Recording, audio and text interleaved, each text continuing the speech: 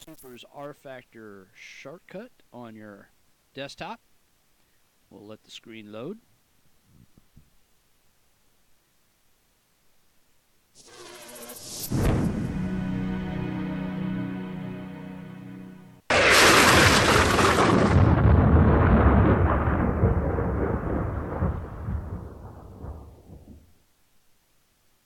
And again, once you load in, the first thing you're going to see is the vehicle tab across the top.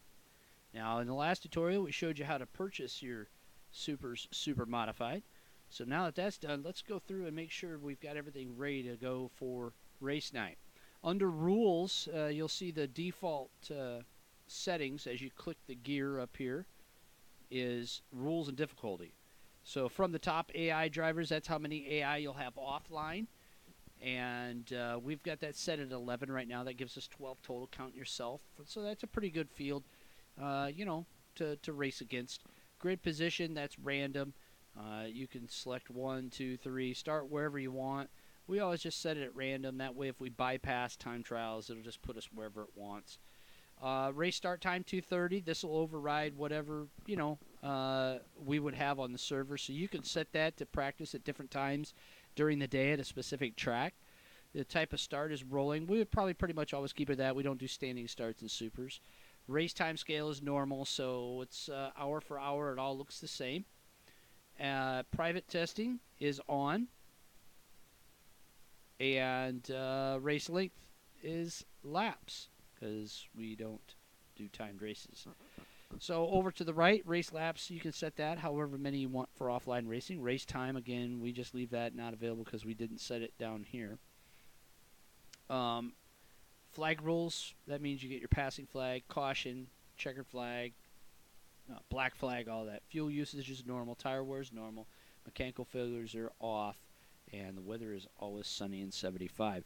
Under difficulty, the only thing we turn on here, because the only thing we allow on the SUPRS server is the auto clutch. Everything else is off. Down at the bottom, then, you can see your damage multiplier. I've got that set at 52% right now. That's pretty much where we would be online, between 50 and 55% damage multiplier. AI strength 100% and AI aggression 25. That gives you some decent AI to race against. It would be pretty competitive. Over to the right, then, all of these aids are off. We do not use any of them on the server, and we suggest that you don't turn them on offline either. So then we go to our display up at the top. Again, we were under this first initial panel here, Rules Difficulty. We click Display, and it's display and audio pop up at the same time. Now, this is completely up to you, but for a lower end to mid PC, this is kind of what I run. Track detail high. I want to see as much track as I can. Player detail, that's my car detail. I want high. I want a little vein there, just like to see it good. But that also helps keep the tires looking round. You can click through and go full as well. And then under opponent detail, I've got that low. I really don't care what other people's cars look like. But you can select low, medium, high, or full there. Texture detail, I keep at medium. That gives me a good enough idea what's going on. It looks good. Track and cars all look good. Texture filter, I leave it bilinear. Special effects, I have low. I don't, that's your sparks, your skid marks, just stuff like that. That stuff doesn't really affect me racing online, so I leave it at low or off. Shadows I leave off, and shadow blur you'll see not available because I run in DX7 in my rFactor config file. You can run it DX8 or 9. It's up to you, whatever your system will allow. I run it DX7. I'd rather have higher frames per second to worry about shadows and shadow blur running online. So to the right, we have visible vehicles. That's set at 10 right now. That's pretty much what I would recommend anybody draw. You don't need to really see that many more cars. That's how many cars you'll see in front of you. Auto detail FPS, that's frames per second. I leave that off. Vertical field of view, that's basically how much of the screen you see on a single screen. Triple screen, I don't know, man. I don't run triple screen, so you guys will have to figure that out for yourself. But vertical field of view, that puts like kind of how my steering wheel sets to what it looks like in the screen.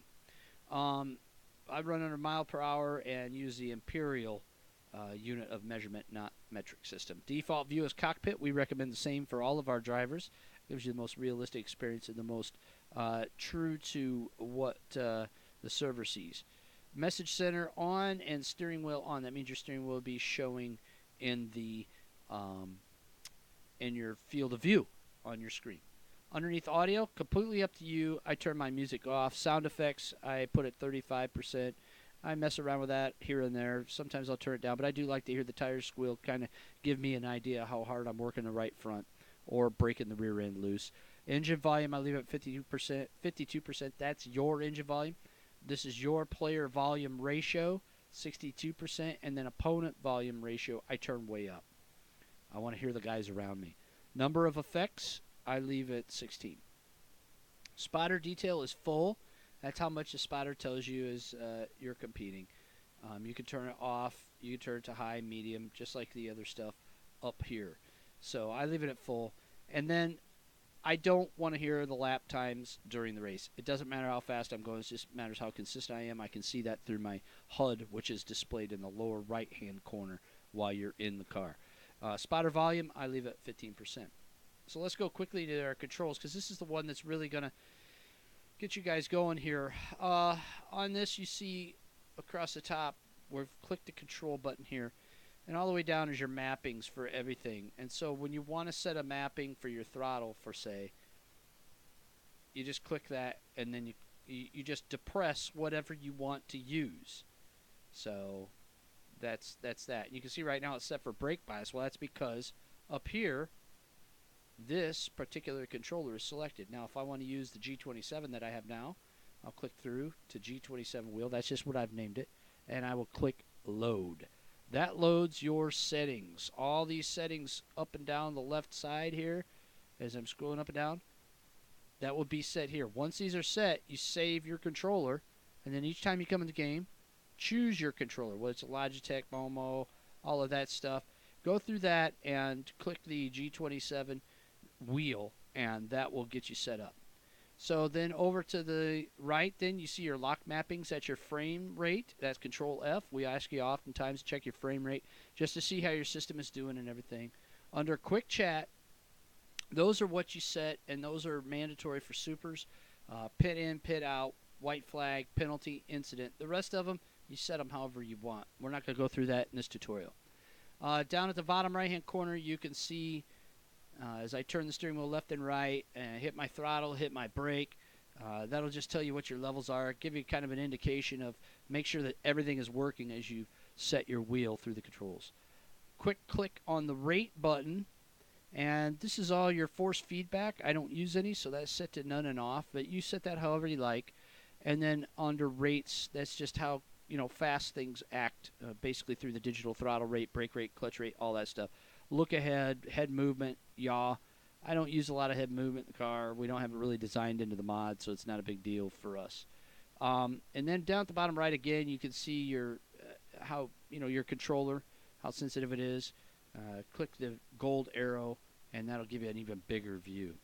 So that's basically everything underneath your settings, which is the gear across the top of your new user interface for Supers.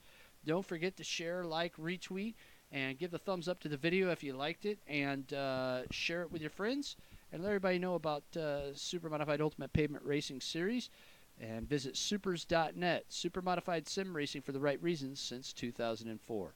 Next week, we'll be back with another tutorial, and we'll give you a few tips on how to join the Supers race server.